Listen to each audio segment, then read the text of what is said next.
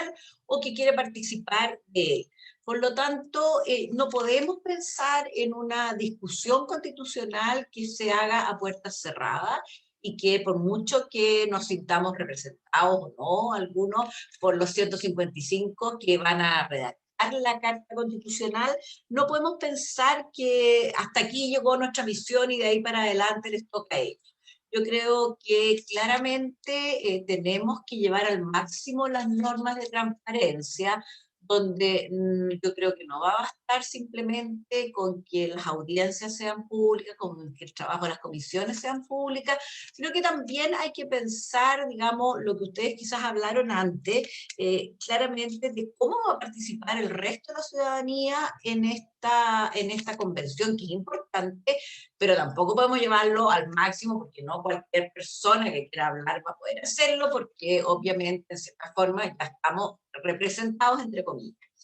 Y yo creo que también es necesario analizar dos puntos que me gustaría aquí tocarlo en esta parte de la transparencia y de que sea las cosas. Uno es cómo integramos lo más posible a las regiones. Yo creo que tenemos que terminar con el asunto de que como los 155 van a estar en Santiago, por mucho que haya representantes de todas las regiones, la gente termina como, podríamos decir, encapsulándose en Santiago de cierta forma. Y yo creo que podemos mirar, digamos, ciertas formas en que se han hecho, ciertas formas en que las comisiones, por ejemplo, pudieran funcionar alguna vez en regiones, quizás no toda la convención, o ir, digamos, a la gente en forma regional para los temas que tiene, por supuesto, más importancia el hecho de que se le den más participación a las regiones. Y lo otro es decidir que, bueno, obviamente tiene que ser público todo aquel que quiera reunirse con las comisiones, las empresas, etcétera, que puedan querer tener alguna participación, alguna conversación, necesariamente debe ser público o por lo menos saberse que están interesados y cuáles serían los temas a tratar. Y además también, bueno, ver también la posibilidad de que ciertas pequeñas discusiones puedan ser privadas o no entre ellos sin que sean públicas. Yo creo que eso puede ser discutible. En general, yo creo que ojalá no pase, ya, pero sabemos que en procesos constitucionales que fueron al final, en cierta forma, llegaron a buen término, hubo alguna de estas. Yo creo que hoy en día, como estamos, es preferible quizás limitarlo a lo mínimo o ojalá no limitarlo. Pero yo te diría que en el fondo necesitamos transparencia en la mayor cantidad, por no decir que en todo. Después yo te diría que los acuerdos, bueno, primero va a haber una cuestión de conocimiento de las personas. Yo creo que eso es importante. No llegamos con las representaciones que la gente pensó. Los independientes tienen un gran lugar en esta convención, por lo tanto ya no se puede hablar de una conversación en términos políticos de partida. Ya no quiero decir que las personas no tengan una posición política, todas las que están ahí, pero obviamente no responden a esa lógica. Por lo tanto, y tampoco responden a la lógica de ir todos en el mismo sentido. Si uno piensa en los independientes que iban en la misma línea, pueden tener cosas en comunes, pero cosas diferentes, y también, digamos, tenemos que tener claro que vamos a pensar que una lista como la lista del pueblo, no todos los que van dentro de la lista del pueblo piensan igual en todo, y en eso yo creo algo que tú dijiste, yo creo que los diálogos y los acuerdos van a ser más bien en temas. Yo creo que es en eso que se va a ir pensando, más que pensar que todos los que están en la derecha van a pensar, porque en la derecha tú encuentras gente más liberal que otros que son más conservadores para ciertos temas, y por lo tanto, en eso yo creo que vamos, pero una cosa esencial que favorece esto que sea paritaria además, es la función de conocimiento. Las mujeres tienden más a tratar de conocer a quien está al lado en todo sentido, en conversar, en situarse, etcétera, a veces mucho más que los hombres, y yo creo que el hecho de que sea paritaria es importante. Y por último, en esta primera parte, decir que, bueno, yo ansío que los derechos de la infancia sean recogidos en nuestra Constitución. A mí me parece que no podemos pasar de una Constitución sin una mención y una protección fuerte a los derechos de la infancia. Muchos otros pueden estar reconocidos, no me cabe la menor duda, pero esto yo no quisiera que se nos olvidara por ningún motivo a la Convención. que la infancia debe ser protegida a nivel constitucional, no tengo ninguna duda, y creo que es una materia en que no creo que nadie no quiera hacer. Ahora vamos a ver cómo se hace, cómo esté en el fondo y podemos seguir conversando, pero a mí me parece que esa es una materia fundamental para la sociedad chilena. Muchas gracias, Leonor Echeverry. Ahora quiero dirigirme a la profesora Suk. Ella es experta sobre todo en temas de minorías y de género. Y en esa perspectiva, Yuli, quería preguntarte cómo la Constitución chilena, que va a ser redactada por primera vez por una asamblea justamente paritaria, cómo este proceso de la Convención Constitucional puede dar forma a las provisiones constitucionales que más le importan a las mujeres. ¿Cómo puede interactuar eso para garantizarlo de manera completa en la Constitución chilena?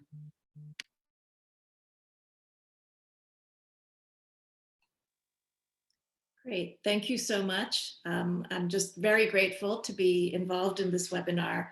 Thanks to all the organizers and participants.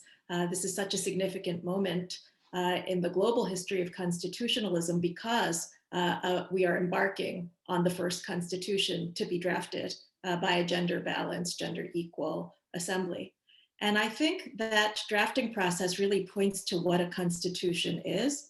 I think many political scientists sometimes treat the Constitution, people who study constitutions, as a reference manual, a design of political and legal institutions for the basic structure of society, or else a Bill of Rights, a list of rights. But I think that a constitution has to be much more than that because it shapes the collective identity of the people. It's not surprising that so many constitutions, including ours in the United States, begins with "we the people." And so the Constitution becomes a document by which that collective identity is actually constituted. And there are plans and aspirations for how the people will live together and flourish. And that's why the constitutional narrative at the origin story of the Constitution really matters.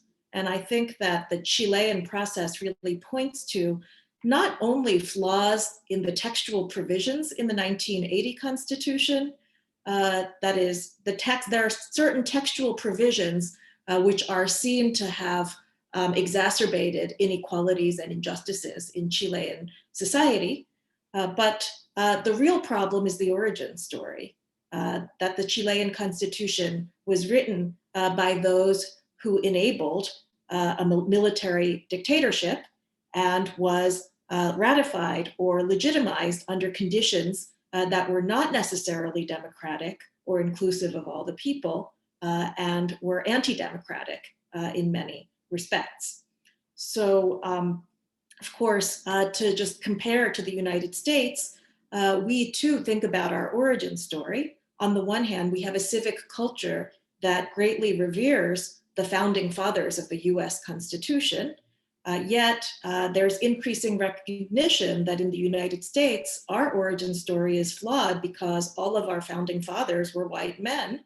There were no founding mothers of the US Constitution, and several of the founding fathers in the US tradition actually enslaved human beings of African descent and who were, along with women, deprived of constitutional rights and equal legal status for a large portion of the time of our Constitution being in force. And so I think that the Chilean process is first and foremost an effort to create a new origin story. And it's that story that will then guide the meaning of the textual provisions that will be in the new Constitution. And so, as I mentioned in the earlier panel, you can imagine a new Constitution emerging that has some textual overlap with the 1980 Constitution, to the extent that the 1980 Constitution has guarantees of, for example, men and women are equal before the law. There's a right to the protection of health. There's a right to education. There's a right to live in a pollution-free environment at Article 19. But the problem that gave rise to this moment of trying to write a new constitution, is that many of these rights have been interpreted and applied in ways that are unequal and that seem to go against the values that are at stake in the guarantee of these rights.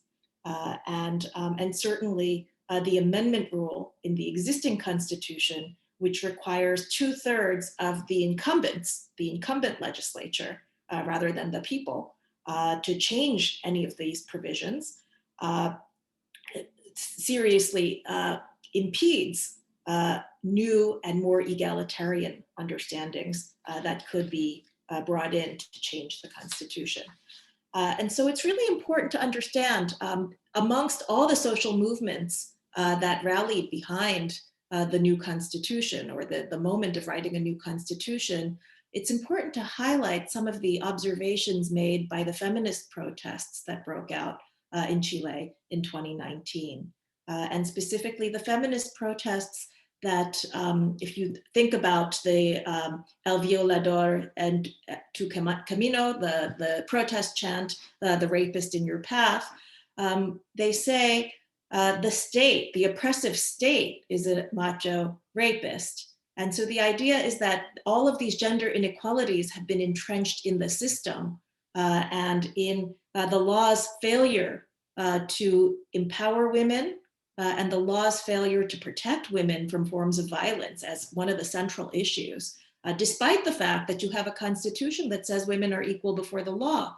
Why this disconnect where you have legal systems and legal orders that fail to empower women and fail to protect women? So now if you have a constitution where gender parity is an institutional feature of the Constitutional Convention, and this is something that is not unique to Chile. It is something that grows out of 4 decades of struggles in many constitutional orders around the world, in Europe and Latin America particularly, where there have been efforts to overcome women's underrepresentation and disempowerment by way of gender parity quotas. And struggles that have led to constitutional amendments, not wholesale new constitutions, but certainly gender equality amendments making clear the government's authority as well as perhaps obligation to promote gender equality in society in countries like France, Germany, and Italy, with amendments achieved in the late 1990s and early 2000s to enshrine the government's responsibility for promoting gender equality in many domains.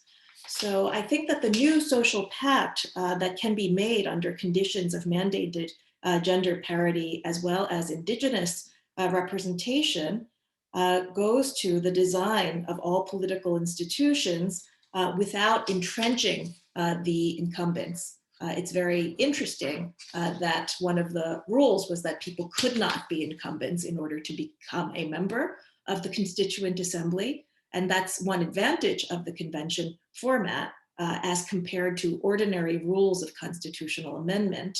And I want to echo Leonora Echeverry's comments about the importance of transparency, because even if textually this process does not produce a textually significantly different constitution than the one that we have. You can imagine some specific provisions being tweaked, like it's already been mentioned. Will there be a protection of the right to life of the unborn?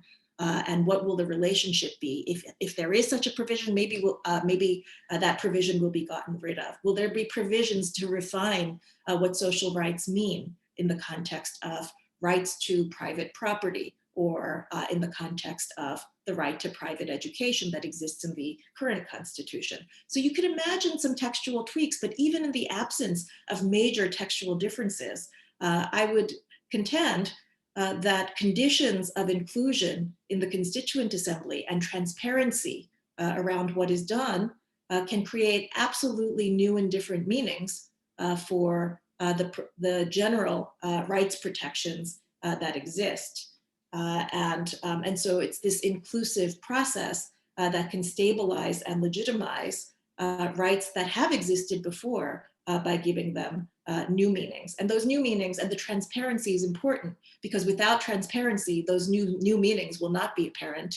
And those new meanings are necessary to guide future judicial and legislative interpretations of the Constitution that emerges. And I think just on one very interesting point, it's very interesting that one of the constraints placed on the new design is that it must respect international treaties and existing judicial decisions. And I think it will be up to this inclusive assembly to decide also specifically what that means and what the scope of respecting existing judicial decisions will mean, particularly when it comes to some of the difficult issues around the protection of private property rights in relation to public goods like water or even education. So, thank you, Professor. Sí. We'll go on, vamos a seguir profundizando más adelante en los temas específicos como el agua y otros temas que son súper importantes. Y respecto también justamente a los temas más específicos, y por ejemplo el agua, lo que tiene que ver también con los derechos de la naturaleza, le quería preguntar a María Cristín Fuchs, quien ha investigado bastante sobre este tema, si en la nueva Constitución chilena se debería justamente incluir derechos de la naturaleza o no. Y en ese sentido, si la naturaleza en sí misma y como tal tiene que ser objeto de derecho. Lo conversamos anteriormente en el panel con la profesora Vergara, que decía justamente que en Ecuador fue una de las primeras constituciones que visualizaron y pusieron a la naturaleza como objeto de derecho y no como derecho solo a través del hombre. ¿Cuál es tu postura al respecto, María Cristín? Bueno, muchas gracias, Josefina. Antes de arrancar, por supuesto, felicidades al pueblo chileno por haber arrancado este proceso de verdad histórico. Me encantó un término que ha utilizado mi colega Andreas Klein en su informe, que haya hablado de un festivo para la democracia en los últimos días. Y sobre todo en estos días que yo vivo en Colombia, los colombianos han mirado con mucha envidia o con mucha fascinación el proceso y que el pueblo chileno de verdad ha logrado canalizar de su decepción, su furia de alguna manera en ese proceso maravilloso de la constituyente. Yo creo que es muy significado también que estamos acá con un panel de chicas, como lo ha dicho Josefina.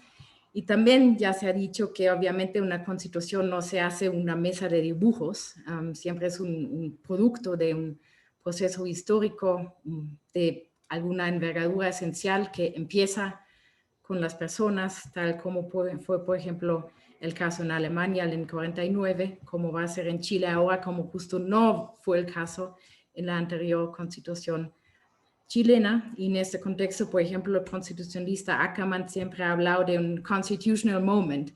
Yo creo que este constitutional moment es muy importante ahora en el caso de Chile, y me gustaría, como tú ya me preguntaste, enfocarme un poco en el tema medioambiental, aunque es algo un poco más específico, porque justo creo que hay este constitutional moment global, regional y también a nivel nacional. Es un tema, el clima, el medio ambiente, sobre todo el agua en Chile, uno de los temas que más urge a nivel de toda la humanidad, ¿no? Tenemos los acuerdos de París, tenemos el acuerdo de Escazú, que justo Chile no ratificó, aunque fueron los que han promovido este acuerdo. Y a nivel interior hay todo el tema de agua, hay la conservación de los glaciares.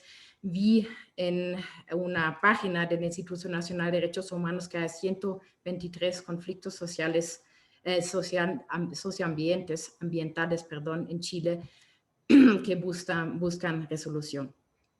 Pero como ya lo has preguntado, ya hay un derecho al medio ambiente en la Constitución, como ya lo mencionaron en el artículo 19, apartado 8, pero mi pregunta es si aparte de eso de verdad necesitamos un derecho autónomo de la naturaleza en la nueva Constitución, que es, bueno, que anda suelto del ser humano. Yo creo que esa es la gran pregunta en este contexto.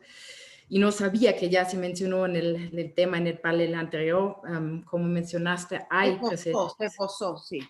Bueno, hay, muchos precedentes en la región. Hay la Constitución de Ecuador que menciona ese derecho como derecho de la Pachamama, entonces siempre hay ese contexto con los pueblos indígenas. Hay la ley de los derechos de la madre tierra en Bolivia, pero yo creo que el país donde más se movió el tema, el país latinoamericano, al nivel de la jurisprudencia es Colombia. Hay sentencias en Nueva Zelanda, Estados Unidos, entonces Latinoamérica no es el único.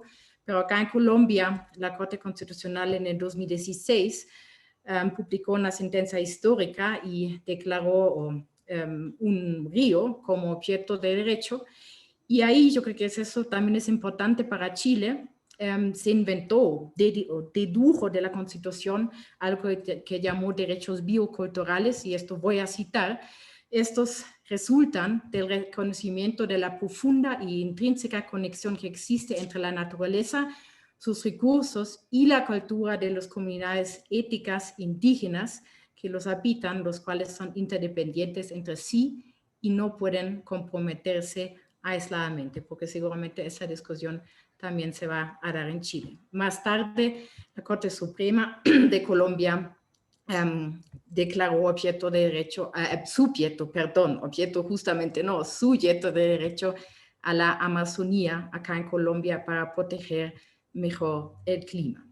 Y justamente quise mencionar este tema porque hace un par de semanas en Alemania había una sentencia histórica, uno podría decir casi revolucionaria, del Tribunal Constitucional Federal en la protección del clima.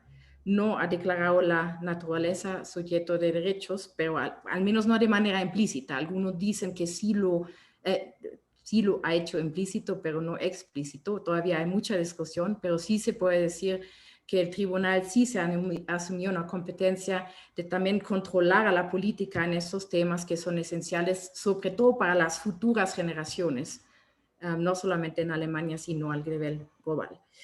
Entonces, para tal vez poner unas preguntas que me gustaría discutir más tarde, porque tampoco sé las respuestas, tiene algo muy lindo, muy positivo, ver la naturaleza más como sujeto como tal, de relativizar esta noción antropocéntrica del derecho de alguna manera, pero me estoy preguntando si declarar a la naturaleza sujeto de derecho de verdad nos aporta un nivel de protección más elevado que no podríamos alcanzar con las herramientas jurídicas o convencionales clásicas.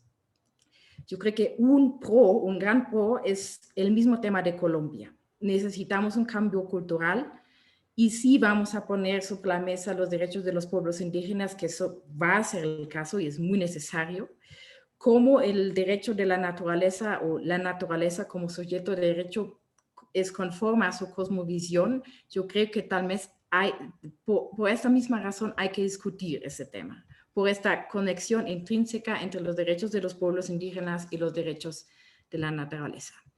Y por supuesto, también para litigio estratégico sería un pro poder litigar derechos de la naturaleza como tal, sin tener que argumentar una violación de algún tipo de derecho humano. Y también estas ficciones de derechos que ya hemos creado hace muchos años, por ejemplo, por las empresas, tampoco es algo nuevo. Entonces, eso siempre ha estado. Pero algunos peros también. A veces me pregunto si necesitamos como representantes de la naturaleza, ¿cómo puede esto crear un pro? Si al final sí son las personas, las ONGs que luchan esos derechos, y además con cada derecho hay un deber y que exactamente correlaciona un deber y que exactamente es el deber de la naturaleza. Y también a veces me hace pensar, si vemos Ecuador, Bolivia, ese derecho está en la Constitución, pero seamos honestos o honestas, en el día a día no ha cambiado mucho. Lamentablemente, hasta el día de hoy todavía hay muchas infracciones o mucha, digamos, explotación de la naturaleza. Lo mismo en Colombia. Esta sentencia, este retrato, se cumple solo parcialmente. Entonces, a veces me pregunto si queremos crear estas ficciones de derechos, si no estamos creando como unas utopías constitucionales, unos fetichismos que tal vez no necesitamos en nuestra Constitución. Y tal vez último argumento, con esto concluyo, porque de verdad me gustaría escuchar su opinión. Creo que si vamos a constitucionar un derecho a la naturaleza, vamos a trasladar un tema del proceso político a un proceso más jurídico, porque con esto va la potestad interpretativa o la última palabra se traslada del Parlamento hacia las Cortes. La Corte Suprema, tal vez el Tribunal Constitucional, depende de el futuro diseño del Tribunal Constitucional, porque ellos van a ser los últimos intérpretes de los derechos que están en la Constitución. Y eso es un poco el peligro que veo. Para dejarlo muy claro, yo creo que necesitamos una mejor protección del medio ambiente, del desarrollo sostenible, sobre todo ese tema del derecho al agua es fundamental para Chile, no puede quedar en las manos de los privados, pero tengo mis dudas que necesitamos de verdad nuevas ficciones de derecho que al final del día tal vez podrían ser un poco más de wishful thinking que de verdad un postulado material que podemos llenar de vida. Pero es una pregunta que me gustaría discutir con ustedes. Muchas gracias. Muchas gracias, María Cristín. Vamos a pasar pronto a los derechos específicos, por ejemplo, el tema de la naturaleza como sujeto de derecho, que es muy interesante y es novedoso, sobre todo mirado desde la perspectiva nacional. Pero antes quería hacerme cargo de una pregunta que hace Mauricio Devoto, quien es director del Centro de Estudios de la Ciudadanía en Argentina.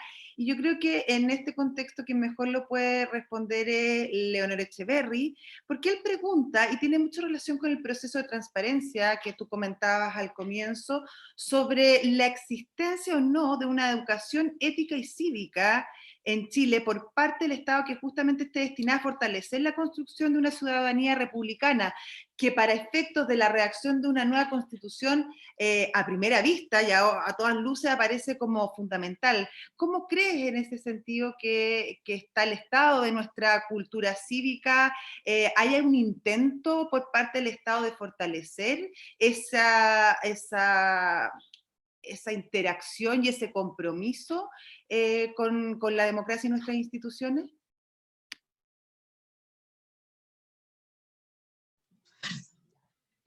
Yo te diría que yo no lo veo tan claro que sí. Yo creo que esto ha ido en una cosa en general decreciendo. Si uno piensa hace 20 años atrás, más, digamos, tendría que ser porque no vamos a suprimir el estado, digamos, de la dictadura, pero en general, y cuando salimos de la dictadura, a quienes llegamos en la etapa en que ya se podía votar, no era un tema representarnos si uno votaba o no. O sea, uno tenía derecho a opinar y por lo tanto tenía derecho a votar y lo hacía. O sea, tenía que ser responsable con los deberes. No es que uno simplemente pueda tener derecho. Y a mí quizás yo diría que necesitamos un reforzamiento en eso. Necesitamos que la Constitución se vuelva a hacer cargo de algo que en Chile siempre fue una institucionalidad que funcionaba a todo evento, en que los poderes tenían una separación y no había tanta intervención entre uno y otro. Ahora vemos una discusión de pensar que sí se toman la materia exclusiva del presidente en cuanto a la posibilidad de legislar, se están interviniendo en el otro, pero que, bueno, como tiene un trasfondo que es social, se puede hacer. Yo creo que es necesario volver a mirar la institucionalidad como un valor que nosotros tenemos. ¿Ya? Yo creo que Chile se caracterizaba porque la institucionalidad funcionaba, porque la gente, digamos, respetaba ello y porque a la gente le gustaba participar en los procesos republicanos, como siempre se han llamado. Y hoy en día nos encontramos con una rango etéreo de edad en que la gente no tiene esa inquietud. Y a mí me gustó mucho quizás ver el sábado y domingo a gente que no era que no era, digamos, mayor, sino que gente que era joven también, que decía, bueno, o vota o no opina, digamos, pero no las dos cosas, ni voto, pero opino todo lo que quiero y hago todo lo que quiero. O sea, yo creo que es verdad. Yo creo que llega un minuto en que tenemos que hacernos responsables. Ahora, eso es cierto por la pregunta que hace, es algo que necesitamos desde abajo. Quizás si ya perdimos una cosa que fuera una cuestión social, que se transmitía de padres a hijos, de la importancia de votar, participar, etc. Yo creo entonces que hay que ponerlo como una parte de la educación fundamental, no una educación cívica, así como educación en los colegios, fue una cuestión tan maravillosa, pero había quizás una cuestión social que era mucho más fuerte. Hoy en día yo creo que esa cuestión social no es tan fuerte, que las personas dicen, bueno, pero si esto no se puede, entonces lo hacemos por el otro lado y nos saltamos esa parte de la institución de que no, los poderes no se pueden entorpecer, lo hacemos por el otro lado. Yo creo que en cierta forma, sí, vamos a tener que darle quizás más importancia, vamos a tener que volver a preocuparnos que desde la niñez la gente entienda, los niños entiendan lo que es votar, lo que es participar, lo que es digamos, estar bajo una institucionalidad que funcione. Yo creo que muchas veces cuando hemos sido comparados con otros países latinoamericanos, a veces siempre nuestra característica era que funcionaba. Yo creo que eso no lo podemos perder y es el momento quizás de reforzarlo más con las formas en que al final se decida en la Constitución cómo va a estar reglamentado el Ejecutivo, cómo va a estar reglamentado el Poder Legislativo, pero que se mantenga el hecho de que lo que se ponga tenga que funcionar y esté diferente y que no nos dé lo mismo pasar de un lado al otro, porque nunca nos dio y yo creo que ese era un plus nuestro. Y yo creo que, bueno, tenemos que enfrentar que ahora hay una digamos, un rango de edad que a lo mejor no le es tan importante, bueno, vamos a tener que reforzarlo entonces desde los niños en los colegios de ahí en adelante para que vuelva a ser lo importante que siempre fue. Leonor, y en esa misma línea y pensando también en el tema de la transparencia que también lo tocaba la profesora Suk, quería preguntarle a ella respecto a la transparencia como valor, pero también como realidad, porque si bien es muy importante que todo este proceso sea de cara a la gente, a la ciudadanía y que ésta participe, esté informada, hay mucho del trabajo político, y esto es un trabajo esencialmente político, estamos redactando la constitución justamente de un país, que se hace en la conversación del uno a uno, del acercamiento, del ponerse.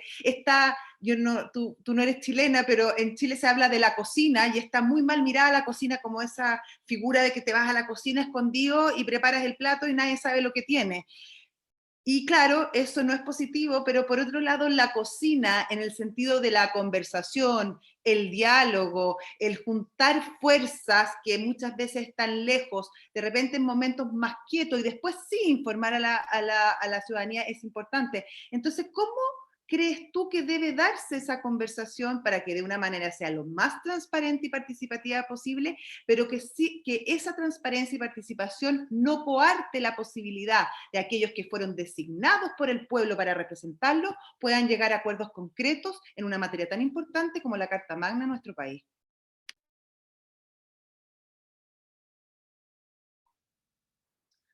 Well, once the Constituent Assembly meets, one of the first things that they will have to do is figure out their own rules for proceeding over the next 9 months, as I understand it. And what's very interesting is, and it relates directly to these questions of what substantively should happen in a constitution on gender equality, but is related to larger issues in constitutional reform. If you look at what's happened in Ireland over the last 5 years, the parliament in exercising its power to propose constitutional amendments authorized citizens' assemblies. And so there were citizens' assemblies and constitutional conventions involving randomly selected panels of citizens deliberating along with members of Congress or members of Parliament in Ireland, making recommendations. And I think that led to a very high level of citizen engagement in the process, so you had citizen engagement both at the front end in terms of making the proposals, which Parliament then adopted, and then on the back end with the referendum to ratify those constitutional amendments. And so now we know that whatever constitution is adopted by the Constituent Assembly in Chile will go to a referendum. So you'll have that level of citizen participation. But I would think it's within the discretion or up for grabs within the Constituent Assembly as they think about procedures to incorporate town halls or citizen participation mechanisms as a way of doing transparency as they think about the provisions that they're going to put into the Constitution, especially provisions on social issues like abortion, on which there will be a lot of difficult issues that require deliberation by the people. And so I think that is one mechanism that there are examples and even if it's not a constitutional deliberation. In France, there have been ways of using citizens' assemblies to deliberate on issues around climate. And so I think these are mechanisms that the Constituent Assembly can use to create greater citizen participation. And one of the issues I think that led to the protests was the fact that you needed 2/3 vote in the incumbent Congress to change the Constitution. And so another issue I'm sure will come up is what will the new rules for constitutional amendment be in the new Chilean Constitution? And you can imagine if it's really concerned with being more democratic, devising an amendment rule that entrenches the use of citizen participation or citizen assemblies, some kind of institutional mechanism to make sure that the people always weigh in, or the people drive the process of constitutional amendment as a constitutional provision itself. Thank you.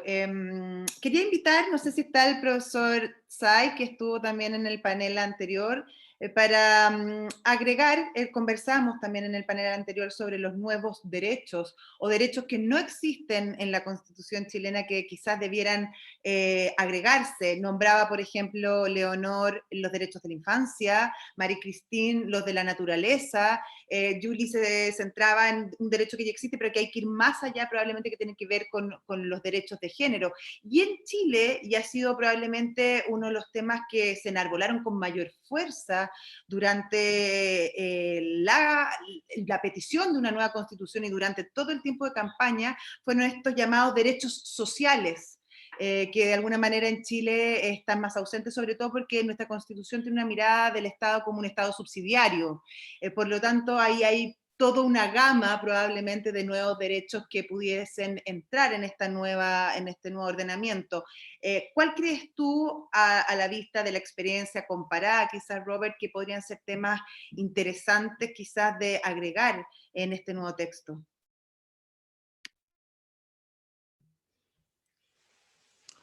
Well, I think this is a great question. And I think that one has to keep in mind the purpose of putting rights in the text. And so in the previous panel, we talked a little bit about how, specific rights about equality, particularly where the desire is to improve existing conditions. So sex and gender equality with this particular constituent process at this particular moment, with these particular social movements that are interested in this issue, seems to be the perfect time to make inroads on this particular kind of right, to put it in some form in the Constitution. And it's also by the very nature of the right, something that can be judicialized in a constructive way. And I think that's also true of family rights to some degree. You can have language in there about the importance of family formation. But again, those will really only have bite in particular cases, in actual disputes where facts about what's going on in particular families. And so I think there is room in those areas to say something in the Constitution about those individual and personal rights, and they could be beneficial. But to say too much will probably cause too much fighting and waste too much energy. And so at best, you can probably say something that was helpful and rather vague. And you hope that the judges will be able to draw enough from the writing experience where they will push the law in a constructive direction. I'm less sanguine about the judicialization of other kinds of rights, particularly with healthcare and with the environment, because they end up affecting so much more of the society's multiple domains: economic, political, institutional, so forth. And they require so much effort bureaucratically to come up with policies that would actually be socially useful for human beings. And so I would leave much more of that to the political process within the societies.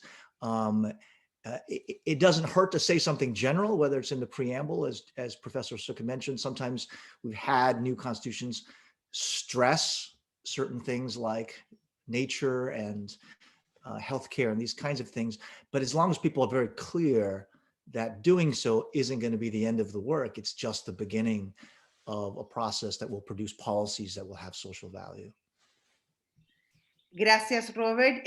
Lo planteaba María Cristina hace algún momento, el tema de la naturaleza como sujeto de derecho también lo planteó la profesora Camila Vergara en el panel anterior, y planteaba también María Cristina este pequeño problema, quizás esta duda entre el proceso político y cómo deviene en el proceso jurídico, justamente en temas relativos al medio ambiente. Quería preguntarle justamente a Leonor, que es miembro de la Sala de Medio Ambiente de la Corte, ¿cuál crees tú que es la mejor forma de llevar a cabo este tema? Y si en la actualidad existe un vacío justamente relativo a este tema que han debido ir zanjando con otros principios, quizás tomando otros artículos de la Constitución para darle respuesta a problemas que están tan vigentes hoy día como son los relativos al medio ambiente. A ver, yo creo que hay un vacío muy grande constitucionalmente. Yo creo que las leyes que se han dictado han venido a llenar muchos de estos vacíos. ¿Por qué? Porque una de las cosas que uno comenta básicamente es que el derecho a vivir en medio ambiente libre de contaminación, como dice nuestra Constitución, es un derecho individual. No está mirado ni como un derecho colectivo, ni menos, por supuesto, que tenga, digamos, o sea, que la naturaleza vaya a tener como en sí derechos, ¿ya? Y está claro que si a ti hay algún problema respecto al medio ambiente, pero no te afecta, tú no puedes reclamar. O sea, lo primero que hay que pensar es que el medio ambiente está mal enfocado. O sea, yo creo que esto fue hecho en el año 80, por lo tanto ya se puso en la Constitución, pero se puso desde un punto de vista de forma individual. Y yo creo que eso es una de las primeras cosas que van a tener que tener una nueva configuración en la Constitución. Yo creo que en eso están de acuerdo. Ahora, claramente, cuando se resuelve, por supuesto que en los casos, digamos, en que hay problemas respecto a si hay que ir al estudio de impacto ambiental o no hay que ir, las Cortes los va solucionando por medio de las leyes medioambientales que han venido a suplir mucho lo que no hay en la Constitución. También, digamos, viene, digamos, el efecto de los procesos que hay que hacer para poder, digamos, digamos, dejar que ciertos procesos se puedan hacer. Hay que pensar que en Chile hay varios procesos que se quisieron, o empresas que se quisieron instalar y que al final no se pudieron hacer precisamente primero partir por la oposición de las comunidades regionales y después por hacerse cargo al respecto, digamos, las diferentes legislativas y finalmente en el fallo de las Cortes. Entonces, yo creo que eso es importante, pero es importante que la Constitución consagre principios, que la Constitución, digamos, le dé la posibilidad que no sea un derecho individual, ya tal como decía María Cristina, que venga digamos, un paraguas de protección a la naturaleza y al medio ambiente en general, que no miremos solo lo que está pasando hoy aquí, sino lo que va a pasar en 100 años más en nuestro país, porque es una de las cosas, digamos, que va a quedar y que puede mejorar, como decimos todos, pero bueno, lo mejor es hacerlo, si ya lo estamos hablando, el año 2021, bueno, hagámoslo tipo 2021, ¿no? Como se podría haber hecho en 2015, digamos, no, o sea, ya se ha avanzado mucho, hay tratados internacionales que sería necesario, digamos, que nuestra Constitución se hiciera cargo de ello, y finalmente, digamos, yo me gustaría, digamos, en este punto que puede ser, digamos, respecto al medio ambiente, que la gente tuviera una amplia participación, que la información fuera una información pública respecto de cuáles son los proyectos que necesitan, que se están tramitando, que necesitan información y que la gente puedan poder participar en eso, cosas que no van a participar de a uno, vuelvo a insistir, se van a integrar como comunidades, se van a integrar como personas que pueden estar afectadas, pero personas que también pueden no estar afectadas, pero quieren que el medio ambiente se respete. ¿Ya? Yo creo que en eso Chile está a años luz con el hecho de haber planteado la libertad de vivir en el medio ambiente libre de contaminación como un derecho individual. Yo creo que eso es una cosa que es necesariamente que cambiar. Muchas gracias, Leonor. Quería poner un ratito la pelota en el piso y preguntarle a María Cristín sobre la experiencia que ella está viviendo justamente en Colombia, un país que no hace muchos años hizo una constitución nueva, un proceso sumamente interesante que el mundo vio con bastante esperanza. Hoy Colombia vive momentos muy complicados, probablemente con distintas causas, pero similar en sentimiento y en experiencia a lo que vivió Chile en octubre del 2019 y el estallido social. Y en ese sentido, nuestra respuesta, como legalistas que somos, como exponía Leonor antes, fue una salida institucional a través de la reforma de una constitución. A Colombia ese paso, aunque podría haber una nueva constitución, también se le acota porque recién tuvo una constitución y vemos que no tuvo los resultados inmediatos deseados. Por lo tanto, ahí cómo se trabaja el manejo de la expectativa y cuál es el debate en Colombia en ese sentido, que yo creo que puede ser súper necesario y súper ilustrador para lo que nosotros vamos a vivir ahora. Gracias, Josefina. Yo creo que esa es una pregunta fundamental, súper interesante, que también se ha discutido mucho acá en Colombia. Justo ayer, vi como casi una pelea en redes sociales entre unos políticos y unos constitucionalistas, porque ya unos políticos pensaron que pueden hacer la manera chilena y solamente van a pedir una nueva constitución o, cambiar la constitución y ya. Y una constitucionalista en específico dijo, pero no, la constitución del 91 es muy buena. Para mí es una de las mejores en la región, porque no es tan extrema como Ecuador y Bolivia, que intentan como constitucionalizar todo. Esto, en mi opinión, tampoco está muy bien, porque crea justamente estas utopías. Pero es una constitución que también fue el resultado de un proceso participativo de la juventud, que tiene derechos sociales, que tiene derechos ambientales. Es una constitución muy buena. Pero justo porque cambiar la constitución no es la solución, yo creo que en Colombia estamos ante un gran dilema, porque acá, claro, la situación es tan compleja, hay diferentes grupos protestando en este momento, aunque las razones en algunas partes son los mismos que en Chile. Chile, obviamente, el descontento por la desigualdad, por la falta de realización efectiva de los derechos sociales, aunque están en la Constitución, porque esto va a ser el gran problema y también la prueba para la Constitución chilena. Todo lo que van a, digamos, constitucionalizar ahora, cómo lo van a poner a pie en la práctica, ¿no? Pero acá también hay todo el descontento por el proceso de paz que está semifracasado, etcétera. Yo creo que ahí hay un escenario mucho más complejo. Y el gran problema es que creo que Colombia tiene un problema de identidad y de representatividad, porque no hay un político, aparte de Gustavo Petro, muy a la izquierda, que en ese momento representa lo que quiere el pueblo, y tampoco hay una petición única. Hay muchas peticiones diferentes por una reforma de la policía, una reforma del sistema de salud, etcétera, etcétera, pero hasta el momento Colombia no ha encontrado el órgano que canaliza estas peticiones, y tampoco hay un órgano que representa al menos un gran grupo de los que están manifestando en la calle. Esto sí, lo veo con muchísima preocupación. ¿Cómo va a salir eso? Muchas gracias. Claudia Sila, no sé si estás con nosotros. Es que cuando hablaba María Cristín, recordé el factor del valor concebido que tú comentabas justamente en la exposición anterior, y la relación y la importancia y relevancia que tiene justamente ese factor en que una constitución justamente sea exitosa. Puede que ahí radique quizás los problemas muchas veces que se están dando y que vemos con mayor frecuencia lamentablemente en el continente latinoamericano, respecto a que quizás no se le da el valor real o no se internaliza el valor de la Constitución de manera tal que produzca los cambios sociales que finalmente se propuso ese cuerpo en su objetivo primario. Sí, yo me refería al valor concedido, no concebido, ¿no? Otorgado. Pero te entendí.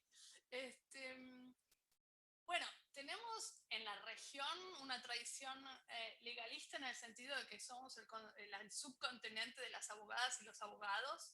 Yo, de hecho, antes de decidirme por ciencia política, pensé, estudio Derecho, pero me di cuenta que me gustaba Derecho Constitucional, Derecho Internacional, y dije, en definitiva, la dimensión del poder es lo que quiero analizar, entonces me decido por ciencias políticas. Y mientras tenemos esa cultura legalista, el país, la región de abogadas y abogados, tenemos también una tradición de una internalización un tanto débil de las normas, pero yo diría que no es precisamente Chile el caso paradigmático de esta cultura en la región. Entonces, en realidad Chile tiene, en comparación con otros países de la región, una cultura de bastante fuerte internalización y respeto de normas. Y eso es más allá de cualquier texto jurídico. Eso fue un factor decisivo en la estabilidad institucional y democrática de los últimos 30 años. No solamente qué decía en el texto, sino la disposición de tomar en serio el texto. Así que eso es decisivo. Ahora, uno puede pensar qué factores pueden contribuir a que las normas y las normas escritas sean internalizadas. Y, por ejemplo, nosotros tenemos, ya estoy cayendo casi en el derecho penal, pero nosotros tenemos un nivel muy alto de impunidad. Y impunidad es lo contrario, en la región digo, ¿no? Impunidad es lo contrario del respeto de las normas, porque es una doble violación. Se viola la norma y no se castiga la violación de la norma. Entonces es un doble debilitamiento de la norma. Entonces, por ejemplo, hay que pensar cómo se puede reforzar la validez de una norma. Y eso es una cuestión cultural, una cuestión institucional y también una cuestión de recursos destinados a las autoridades, a las agencias encargadas del control y lo que en inglés se dice tan lindamente, enforcement. Gracias, Claudia.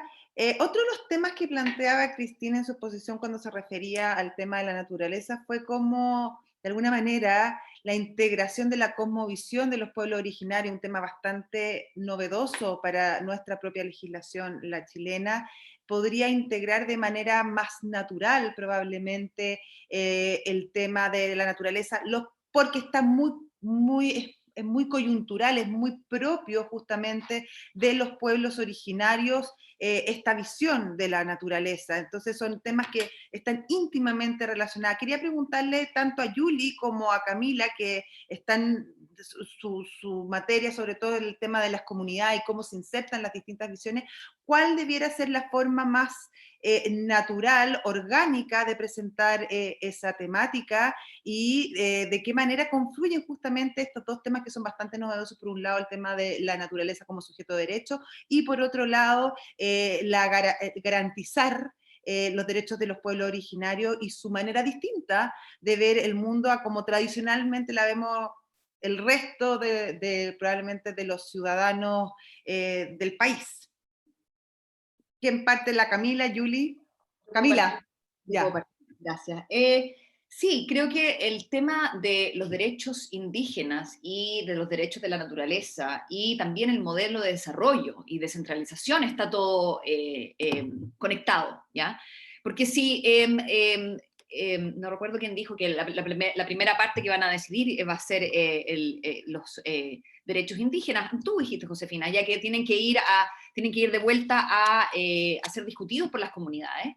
Es posible que si se instala la idea de la plurinacionalidad, la idea de que hay varias naciones y pueblos dentro de Chile y que por ende tienen la libertad de autodeterminarse dentro del marco territorial unitario, pero en el fondo que hay un reconocimiento a la plurinacionalidad y no simplemente un reconocimiento que existen pueblos indígenas y que uno debiera respetar sus derechos, sino que entender a Chile como un país en que conviven distintas naciones. Entonces, si eso se logra, o eso en el fondo marca la pauta, de ahí inmediatamente los derechos de la naturaleza serían mucho más fuertes, ya que dentro de la cosmovisión de la mayoría de las culturas indígenas es no explotar la naturaleza, sino que vivir de la naturaleza, pero también aportar y ser parte de la naturaleza. Entonces, claramente, esa es una cosmovisión distinta que permea todo el derecho, ¿ya? O sea, si hay plurinacionalidad real y no simplemente en la letra, como quedó en Ecuador, ¿ya?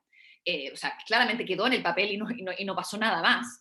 Es necesario aprender de eso y no simplemente decir eso no funcionó, eliminémoslo, sino que cómo lo hacemos para que eso se haga real. Y si eso se hace real, entonces hay que reconocer derechos de la naturaleza. Y ahí quiero atarme de lo que dijo María Cristina y Julie, también Julie, acerca de la ciudadanía organizada, en el fondo, en estas asambleas ciudadanas, que la recomendación, una de las recomendaciones de la Asamblea Ciudadana por el Clima en Francia, elegida por lotería para dar recomendaciones, fue que se creara una Defensoría del Clima, ¿ya? Una institución aparte. Entonces, los derechos, claramente hemos aprendido que los derechos declarados no son suficientes. Se necesita un aparataje que no puede quedar simplemente a la ley orgánica, o sea, la ley ordinaria, sino que también tiene que haber un pensamiento de cómo vamos a llevarlos a cabo. Y eso también tiene que ser más o menos integrado. Entonces, creo que eso también tiene que ver con el desarrollo económico y el nivel de descentralización. Está todo conectado en este sentido. Si vamos a empezar a discutir, el primer tema va a ser los pueblos indígenas. Creo que ellos, en términos de los pueblos originarios, de la sabiduría que viene de ahí, hay que no simplemente reconocerla, sino también aprender y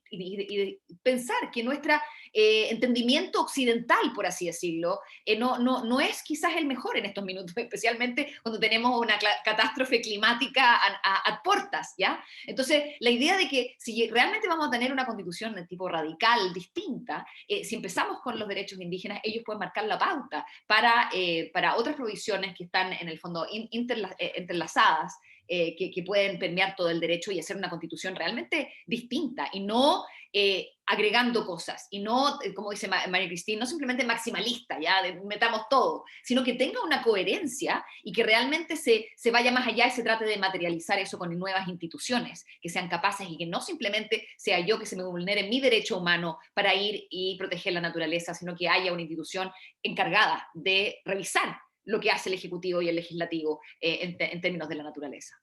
Muchas gracias, Camila. Vuelvo a ti, Julie, en la misma línea, pero quería agregarte, y sobre todo desde tu perspectiva de conocimientos de las minorías, ¿cómo hacemos que todos estos temas que son tan relevantes, sobre todo los pueblos originarios, que es un tema súper novedoso para nosotros, de alguna manera los derechos y respetar los derechos de las minorías, que es tan importante, no termine de alguna manera sofocando a las mayorías?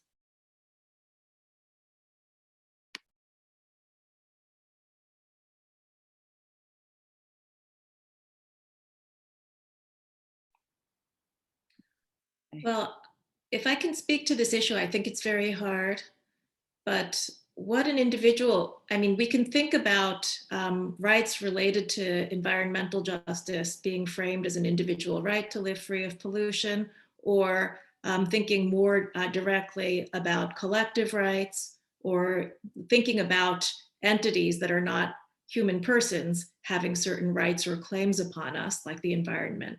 And I think a lot just matters on what your mechanisms for enforcement are. I think traditionally in liberal constitutional orders, we think of individual rights as being enforced in legal proceedings before the judiciary, whereas you could have a different vision of rights that just obligates the government to take positive steps to make those rights real. Without there being judicial enforcement. I think sometimes the suffocation comes from judicial enforcement, where people bring claims that aren't necessarily coordinated towards a shared vision of environmental justice, for example. And I think also what those rights mean when they're implemented by the government have very much to do with other parts of the Constitution that are not about rights, but are about political power. And so if the Constitution actually provides mechanisms for gender parity as a constitutional provision of structure, or even continues reserving Indigenous seats in the legislature, I think that's going to make a very huge difference to what some rights actually mean. So you can say equal rights between women and men in the Constitution. You can even say the right to life of the unborn in the Constitution.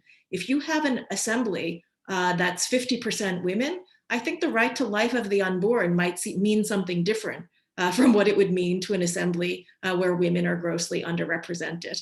And I think that similarly, what environmental justice means in the context of an assembly where Indigenous representation is permanently guaranteed, what that means is going to be very different from what it means when they are actually politically disempowered. So I think this really comes to not just how the rights provisions should be written, whether they're detailed or not, but how structures of political power. I mean, I think the biggest problem with the 1980 Constitution was the way in which its structural provisions entrenched certain incumbents. And so it was kind of a watershed moment in 2015 in Chile when there was a shift from the binomial electoral system to proportional, because that was the binomial system is something that had entrenched the power from 1980. So I think it's very important for people who care about minority representation and gender issues to pay as much attention to the structural provisions as they do to the articulation of specific rights. Muchas gracias, Julie. Pensando a futuro, y como decíamos, aprovechamos que estamos en el siglo XXI, escribamos una constitución del siglo XXI, se habla de distintos nuevos derechos, por ejemplo, el derecho a la conectividad asociado al derecho a la información, clave como para sostener, por ejemplo, un sistema democrático. ¿Podría ser ese un derecho social? O pensando en el área de la ciencia, la bioética y la manipulación humana, en relativo a la protección a la vida. ¿Son estos temas, debieran considerarse en la Constitución? Dejo la palabra abierta. Leonor, María Cristín, ¿quién quiere tomarla? La Camila Vergara. Mira, yo creo que hoy día el derecho a la conectividad o a la sociedad de la información ha sido constitucionalizado en Grecia, no ha sido aplicado, pero nos quedamos en las declaraciones todavía, y eso es lo que hay que aprender. Es que hoy día, si uno no tiene internet y uno no tiene acceso a la tecnología, realmente uno está en la edad de piedra, ¿ya? Y hoy día, en la pandemia, eso se agudizó aún más, ya que en el fondo hubo una aceleración de todos los servicios del Estado a través del internet. Imagínense, el puro ejemplo de sacar un permiso para poder circular en la calle en pandemia. O sea, para mis colegas norteamericanos es una barbarie, ¿ya? O sea, la idea de que yo como persona necesito un permiso para ir a pasear mi perro, ¿ya? Y que tengo que pedirlo a Carabineros de Chile. O sea, ya tengo que ir o sea, si no tengo internet, porque internet lo puedo hacer por la página web y todo bien, ¿ya? Necesito tener un teléfono o una impresora para poder, en el fondo, mostrar el papel que yo saqué. Pero si yo no tengo esos implementos, yo tengo que ir personalmente a la comisaría local para pedir ese mismo permiso para poder salir. O sea, estoy violando la cuarentena para poder pedir permiso para salir, así de irracional. Lo que ha quedado... Somos también, ojo. Pero la idea de lo que no es digital quedó, en el fondo nadie se preocupa. Y esos son obviamente las personas más desposeídas, las personas que no votan, las personas que están excluidas. Entonces hoy día todos los derechos, del derecho a la salud, de que te llega a tu teléfono, a tu app, te llega tu resultado de la prueba de sangre que te hicieron. Entonces, obviamente, mi derecho a la salud y cómo yo ejercito y yo puedo gozar todos mis derechos a través de la tecnología, eso es fundamental. Y las personas que no tienen ese acceso, y hoy día lo vemos con el derecho fundamental a la educación, que en el fondo, claro, Julie, existe en Chile, pero lo paradójico es que en Estados Unidos, donde no existe el derecho constitucional a la educación, es donde realmente existe el derecho, es el único derecho positivo, de hecho, que existe en Estados Unidos, que el Estado da. En cambio, en Chile no es así. El colegio público solamente es para una parte de la población y los otros son con vouchers. Entonces, el derecho a la educación existe, pero no se ejercita de esa manera, siempre necesita un poco más de dinero asociado. Entonces, el derecho al internet, en que hoy día los niños no podían ir a clases, o sea, la educación es mandatoria, es obligatoria, pero aún así no podían asistir porque no tenían acceso a internet. 30% de los chilenos no tienen acceso a internet. en ninguna forma, ¿ya? Y la otra, otro 10% más intermitente. Entonces, eso claramente es una barrera material a cualquier ejercicio de los derechos en el siglo XXI. Entonces, obviamente, y ahí tenemos dos vías, ¿ya? La subsidiaria, es decir, ok, los que no pueden y no tienen, el Estado les compra una suscripción a Internet, ¿no es cierto? Y eso sale muy caro. El otro lado sería, hagámoslo universal y hagamos un contrato con distintas compañías que compiten o lo que sea y hagamos un public option, ¿ya? Una opción pública y que todo el mundo tenga acceso, independiente de sus ingresos, ¿ya? Y no que tengas que probar que eres pobre para poder conectarte a Internet. Entonces hay dos opciones, ¿ya? Pero obviamente en este siglo XXI creo que el derecho a la conectividad es esencial y es algo que si no lo hacemos, en el fondo vamos a crear como un apartheid digital, diría yo, que al final se va a profundizar aún más. Gracias. Gracias, Camila. Veía a Mari Cristín que quería aportar también de esa perspectiva. Muchas gracias, Josefina. Yo estoy absolutamente de acuerdo con lo que dijo Camila. Lo he dicho de la misma manera. Yo creo que el derecho al Internet hoy en día es la clave de acceso para los demás derechos. No solamente la educación, la salud, etcétera. También todo el tema de acceso a la justicia. Hoy en día no puedes acceder a la justicia, sobre todo no en pandemia, si uno no tiene acceso a Internet.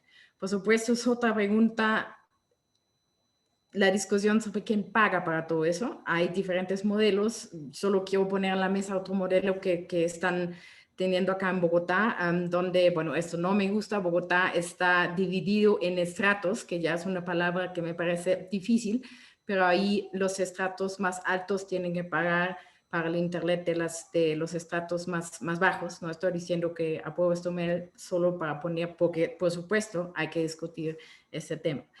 Pero aparte del tema del derecho al Internet, creo que todo el bloque de derechos digitales, que va más allá de derecho al Internet, es un tema que a veces me ha faltado un poco en el debate chileno. Obviamente se dio, pero no de esta fuerza como todo el derecho a la salud, derecho de pueblos indígenas. Y yo creo que también el tema hoy en día, como todo pasa en redes sociales, etcétera, el tema de la autodeterminación informativa o también, por ejemplo, la relación entre las editoriales y las plataformas digitales como Google, Facebook, etcétera, propiedad intelectual. Eso es todo un bloque que debería tener su posición en las discusiones en la constituyente. Y yo creo que no es derecho social, debería ser algo muy aparte, ¿no? Gracias, Mari Cristín. Y respecto a los derechos de la ciencia, a la investigación científica y los topes éticos que muchos plantean, sobre todo con respecto al derecho a la vida, a la investigación en embriones, ahí también hay un tema que debiera ser abordado. Leonor, ¿cómo lo ves tú? Yo solo quiero hacer antes un breve alcance de lo que dijo Camila. Yo creo que uno de los grandes errores en la pandemia fue no liberar Internet. Yo creo que los resultados de las diferentes cuarentenas fueron notables en quienes podíamos hacer teletrabajo y quienes no podían. En niños en que 5 niños juntos compartían un celular para conectarse a los colegios y niños que tenían cada uno su propio computador y su propio nivel de Internet.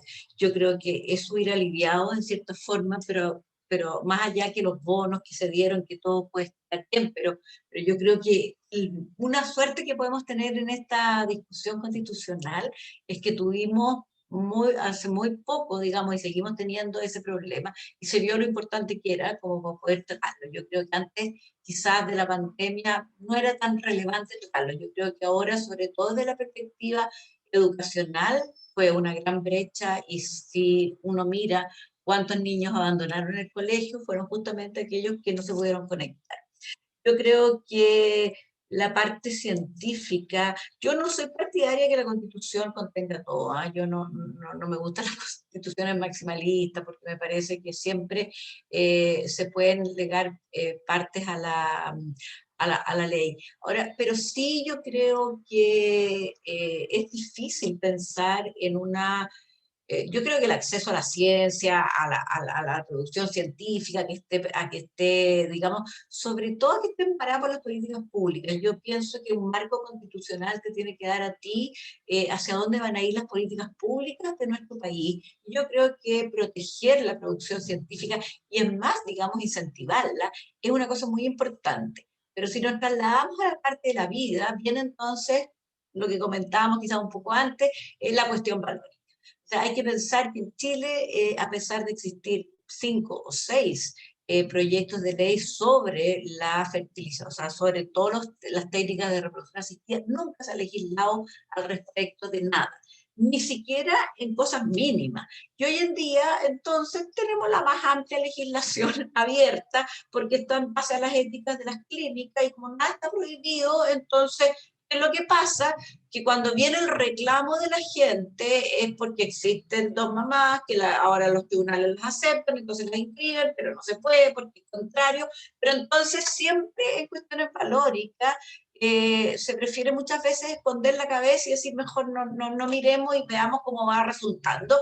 Y no va resultando bien, nunca las cosas van a resultar bien, digamos, si no se conversan ni se digamos, disponen. Yo creo que vamos a tener que darle una cabida, yo creo que más bien una cabida legal, pero que tenga una cierta reconocimiento en la Constitución para que le dé, digamos, el mandato a la ley de la reglamentación, ¿ya? Y yo creo que, bueno, que es el momento de discutir, digamos, qué pasa con un sinnúmero de problemas en determinar si hay vida o no hay vida, los embriones que, digamos, están congelados, que fueron fertilizados efectivamente, que hoy en día llega un momento en que la gente o se obliga a darlos, pero hay clínicas que no te permiten, digamos, botarlos, etcétera. Entonces, yo creo que hay que hacerse cargo de una cosa que yo creo que todo eso va a ir unido al principio de la vida. Yo creo que, y eso sí que es un tema que no van a poder soslayar. O sea, claramente, digamos, desde cuándo se va a proteger, si se va a proteger específicamente con un nivel constitucional, que si la vida va a estar desde el problema de la concepción o solo va a estar desde el nacimiento. Y yo creo que esos tipos, digamos, de decisiones se van a tomar a partir de ahí. Yo creo que tienen que tener un arranque constitucional y yo creo que Chile necesita un buen sistema de protección digamos, de las invenciones científicas, de la producción científica. Es muy importante. Yo creo que no nos podemos quedar atrás y insisto, estamos en el 2021, o sea, busquemos la forma. Yo creo que nadie va a inventar aquí de la nada. Busquemos en cómo las constituciones se han referido a la protección de la producción científica. Veamos cuáles sociedades son más parecidas a las nuestras en cuanto a recursos, en cuanto a formas de hacerlo, porque no voy a ir al país más rico en cuanto a producción científica porque no tenemos la plata para invertir, pero tenemos que hacerlo más o menos en alguna que nos pueda representar y eso además adecuarlo. Pero yo creo que tenemos necesariamente que ver alguna forma de no solo la producción científica, sino que además en todos estos problemas que tú señalas, Josefina, como decir, ¿qué hago con todos estos problemas que nos da a diario la reproducción asistida? Bueno, no nunca más sacar el bulto, sino que, bueno, pongámonos a pensar qué es lo que queremos. Nos acaban de elegir para entender, no voy a hacer la legislación, pero sí tengo que hacer, digamos, una bajada hacia la legislación, que es muy necesaria. Muchas gracias, Leonor. Bueno, estamos terminando ya este seminario interesante, distinto, con mirada de futuro. Quiero agradecerle a todos los participantes por haber estado acá, por iluminarnos con sus conocimientos, con sus miradas, con sus opiniones, y de abrirnos la cabeza, obligarnos a pensar un poco fuera de la caja y tratar de imaginarnos un mejor país. Yo por mi parte me despido, pero los dejo a ustedes con Aldo Rojas del Instituto de Desafíos para la Democracia, dueño de casa, y quien tan amablemente nos ha congregado a todos en este seminario de hoy. Muchas gracias y nos vemos. Bueno, muchas gracias, Josefina, por tu trabajo impecable hoy día.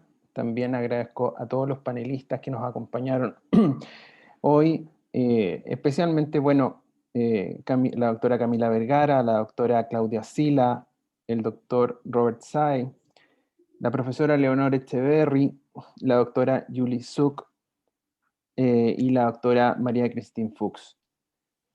Una muy breve reflexión de cierre. La democracia chilena, como ocurre en otras partes del mundo, atraviesa importantes desafíos.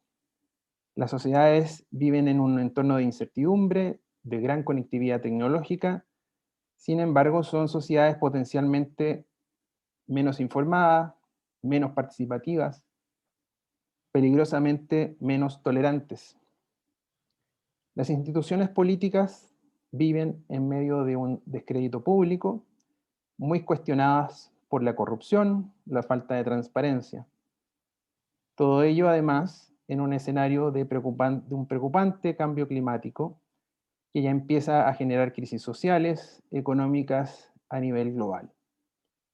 Vemos cómo la erosión de las prácticas e instituciones democráticas avanza. Nuestra democracia es fuerte, pero no es invencible. Estoy convencido, y es como nosotros lo vemos desde el Instituto de Desafíos de la Democracia, que estos desafíos que enfrentan nuestro sistema requieren de respuestas compartidas. Bueno, ese es el motivo del esfuerzo que hemos hecho hoy día junto a las personas que nos han acompañado desde Alemania, desde Colombia, desde los Estados Unidos y desde Chile.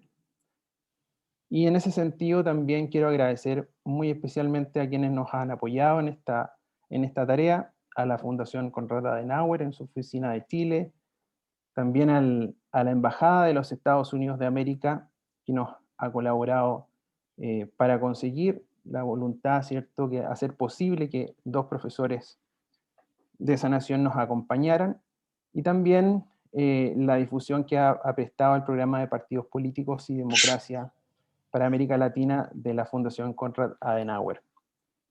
Contarles también que este seminario fue transmitido en paralelo por 10 plataformas simultáneamente, muchas de ellas de la red de la Embajada de Estados Unidos en Chile, los American Corners y BNCs, que están hoy día conectados también con nosotros. Bueno, yo solamente quería terminar por decir esas palabras y agradecerles e invitarlos próximamente a un nuevo encuentro. Yo creo que sería conveniente y muy interesante que nos pudiéramos juntar de nuevo, a ver ya, quizás analizar el primer año o a fin de año, la instalación de la convención, ver cómo va avanzando eso y volver a vernos las caras y conversar sobre esto. Les agradezco a todos, también a nuestros espectadores, y nos vemos en una próxima oportunidad.